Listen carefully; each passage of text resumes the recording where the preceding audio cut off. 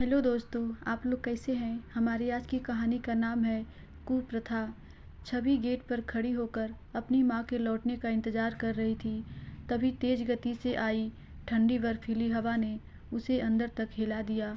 अपने हथेलियों को रगड़कर गर्म करने की कोशिश करती छवि ये सोचते हुए अंदर आ गई कि इतनी ठंड में बाहर तालाब के पानी से माँ कैसे नहाएगी। गुलाबो काकी ने उन्हें गर्म कपड़े भी तो नहीं पहनने दिए। वैसे ही माँ की इतनी तबीयत खराब रहती है, पापा के बाद अगर उन्हें भी कुछ हो गया तो। नहीं नहीं, मैं ये क्या सोच रही हूँ, ऐसा कुछ नहीं होगा। बड़बड़ाते हुए छवि ड्राइंग रूम में आ गई। सामने दीवार पर फैमिली फ़ोटो टंगा था जिसमें माँ, पापा, छवि और उसका छोटा भाई शौर्य मुस्कुरा रहे थे। छवि थके कदमों से कमरे में इधर से उधर टहलने लगी। उसे तो यकीन ही नहीं हो रहा था कि उसके पापा ये दुनिया छोड़कर चले गए। बीमार तो माँ रहती थी, पापा तो एकदम फिट थे। मेरी शादी के समय भी माँ की कितनी तबीयत खराब हो गई थी। पापा अपने से ज़्यादा माँ का ख्याल रखते थे। उनका ख्याल तो मैं या शौर्य रखता था। एक दिन पहले ही तो पापा से बात हुई, बिल्कुल ठीक थे।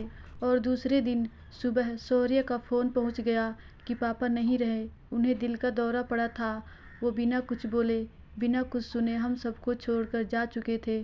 पीछे छोड़ गए थे बिलखते बच्चे और अधमरी सी बीवी जिनका सुहाग उजड़ गया था।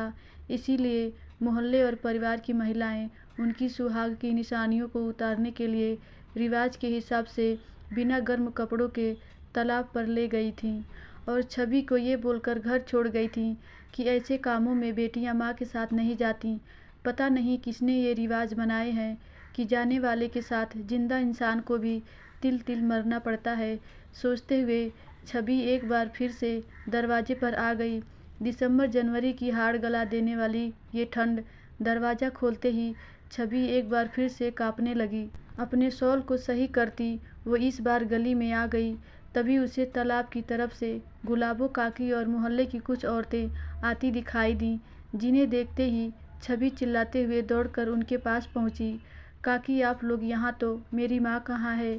इतनी देर हो गई, अभी तक आप लोग उन्हें लेकर क्यों नहीं आए?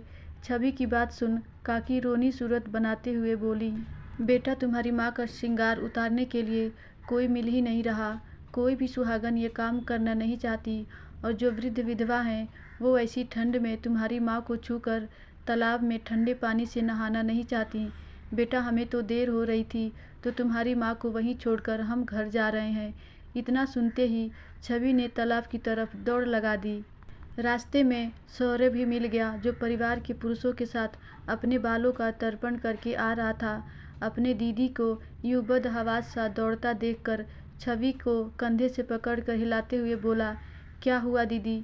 छवि हांफते हुए बोली, शौर्य वो माँ तालाब पर। आगे के शब्दों को सुने बिना ही शौर्य भी छवि के साथ भागते हुए तालाब पर पहुंच गया, जहां उनकी माँ ठंड की वजह से गठरी बनी एक जगह बैठी थीं और परिवार की सभी औरतें दो दो स्वेटर शॉल पहने एक साइड खड़ी हो हंस हंस के बातें कर रही थीं।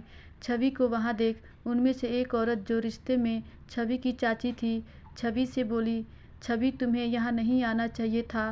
बेटियाँ ऐसे कामों में माँ के साथ नहीं आती। छवि बिना उनकी बात का जवाब दिए अपनी माँ के पास पहुँची, जिनके होठ ठंड से नीले पड़ गए थे, हाथ बर्फ से भी ज़्यादा ठंडे हो गए थे। छवि और शौर्य माँ माँ कहते अपनी माँ को हिला रहे थे, पर वहाँ माँ थी ही नहीं। वो तो ठंड से लकड़ी की तरह अकड़ एक शरीर भर था। माँ तो सारे रिवाजों को छोड़ अनंत यात्रा पर निकल गई थी। छवि ने एक बार नज़रें उठाकर वहाँ खड़ी परिवार की सारी महिलाओं को देखा।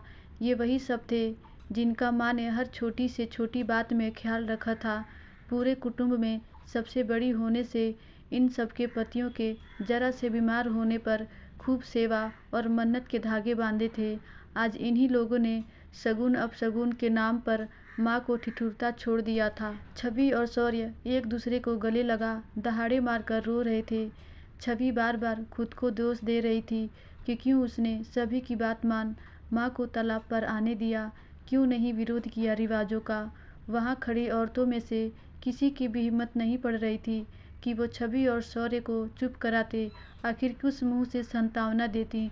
गलती तो सभी की थी, जिसका खामियाजा अपनी माँ को खोकर शौर्य और छवि ने भरा था। यहाँ सभी की संवेदनाएं बर्फ से भी ठंडी हो गई थीं। धन्यवाद दोस्तों, आशा करती हूँ ये कहानी आपको ज़रूर अच्छी लगी होगी।